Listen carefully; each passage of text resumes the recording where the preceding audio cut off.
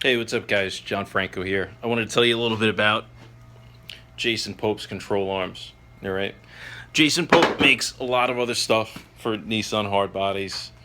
I don't think that there's any problem with any of the other products that he makes. But myself, I got one of the first sets of control arms, and from the get go, since day one, it's it was okay at first, but after a while, I sort of realized that he wasn't going to help me at all. So anyway, I'll tell you a little bit about this without boring the shit out of you.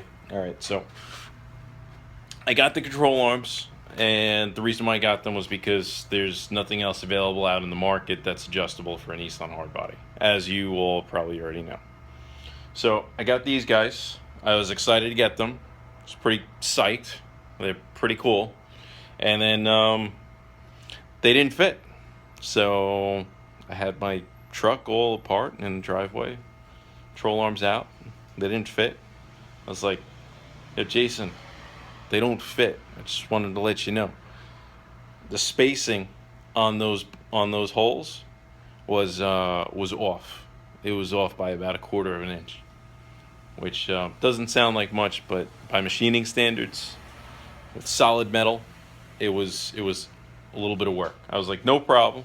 I was like, what do you want me to do? You want to send them back, or you want me to get them machined? He's like, yeah, you can send them back. You pay for shipping, and I'll take care of it. I was like, that sounds good. He's like, or you could probably just get them machined. So I went and got them machined. Dropped them off at the machine shop over here, Center Reach Machine Shop, and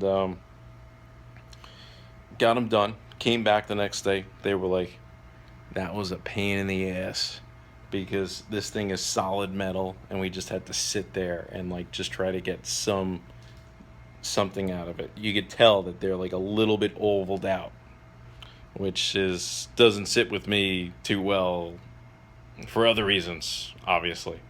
So I went and did that. I had them on. I was running them. I turboed the truck at the same time, scrambled, got it ready for a autocross, and then did a few autocross events and drove the shit out of the truck all over town and stuff. And then there was one point that I would look at the front and I realized that the alignment was changing. So the issue with the first setup was, you see the two clevis pins? Having two clevis pins, it's just a terrible design because it just flops around. So the control arm, like, is fine, but the ball joint, the location of the ball joint flops around back and forth because there's two clevis pins. One side should be fixed and the other side should have a clevis pin. So that's kind of how that should work. That's okay. And there were some other guys that had the control arms after I got them. A little bit of a better design. They actually bolted on and all that stuff. Those guys are asking me about these control arms before buying the control arms from Beebani. So that was all settled. And then there was one point where the control arms fell apart on me while I was driving. So I was like, wow, all right, this is an issue. I was like, let me let Jason know. He should make some changes to the control arms, and then we'll figure something out, and maybe I'll get an updated set of control arms, and he just let me know how much they would cost. So he used some of the same parts, okay, but what he did was he changed the cross shaft, and he made one of these clevis pins fixed. And I was like, all right, so what would it cost to like get the parts to fix my existing control arms? Now, this was like years ago, okay? So he gets back to me. He's like, yeah, that would be like $400. I'm like, okay. I'm like, wait a second. Weren't the control arms $450 new? And like, I paid a little bit more because I basically paid them cost or whatever because you're only making a few, so the costs were higher. That I understand. I understand manufacturing. My father had a factory. I used to work at a place with the CNC machine shop. So I was like, okay, I get it, no problem. Um, so he said to fix these, it would be $400. I'm like, ugh, all right, maybe I'll deal with it as it is.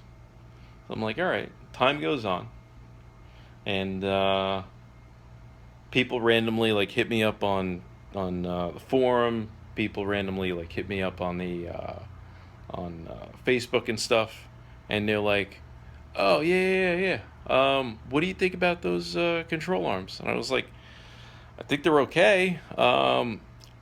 He should make some significant changes to the design so that these Heim joints aren't maxed out, and um, so that the whole thing doesn't move, and so that these bolts don't back out." So that was the issues that I was having, and they were like, "Oh, okay, all right." And I'm like thinking in the back of my head, I'm like, well, he wanted to charge me full price for some parts, and all I wanted to do was fix my existing control arms. So I was like, yeah, that doesn't sit well. So then someone else hit me up the other day. That's how this all started. Fast forward like a few years. So somebody hit me up and was like, yeah, so the control arms are I was thinking about getting Beebani's control arms. He sent me a picture of your truck running them, and I was thinking about getting them. I was like, okay. He sent a picture of my truck. Okay. But he doesn't want to help me. So I got a problem with that. That's really what set me off. I was like, wait a second. So I'm fine with him using pictures of my truck, but using pictures of my truck, but you're not gonna help me with the first version of your control arms that you sold to me at full price, and you're not gonna help me or give me any sort of a discount. That's my problem, Jason. That's not correct business. Coming from, I'm not saying I'm some big businessman or anything like that, but I did have to do work at a lot of people's houses all the time. And there's one instance where what do you call it? I sold a product that wasn't meeting the electrical capabilities of the house, and it was all said and done. It was all set. They already paid for everything, and they didn't really have any extra money. So I took money out of my pocket, $750 actually, to hire an electrician to fix their house. And then they got it all done, and then they were able to use the product that I sold them in the first place. And they were very happy about that. They're also very happy knowing that there was some other stuff fixed in the house that I actually paid for. And I was fine with that. I was like, you know what? Like, they're going to get this, and I sold them this product, and everything about the house and the product and everything is just going to be better going forward. So I spent that $750, and I probably got, I think all of their neighbors started calling me. So I did not miss that $750. It was just the right thing to do. It was just the right business etiquette. It was like, okay, you bought my product, and you want it to work properly, and I see where you're coming from, and no problem, I'll help you out with some of the costs. In this case, I mean, I was a huge proponent of his control arms when I first got them and they first came out, and they were okay. And then I started to realize that they had problems as I drove on them. So now, I told Jason, I was like, I don't really need other control arms. I found a better control arm setup that's cheaper and that I would prefer to use over yours, because the Heim joints aren't maxed out. I have full adjustability. this ball joint fits right in my spindle properly with the proper angle and everything.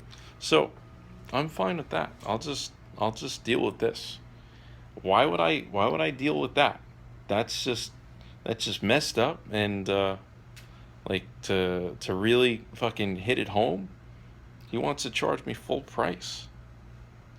And I got like the prototype control arms. You can't like work with me a little bit? $50, $100, whatever? No. I don't need that. I found a better solution. So that's where I'm at with that. Hey, he might be good with some other stuff, you know. He might be good with like trucks that just see the show, that are just show trucks, and don't see any like serious street time or whatever. But yeah, no, that's not me. Number one. Number two, with any of his other stuff, you got to think about it and be like, hey, well, if you have a warranty issue, or if you have like a minor issue, is he gonna take care of it? Because he didn't fucking take care of me.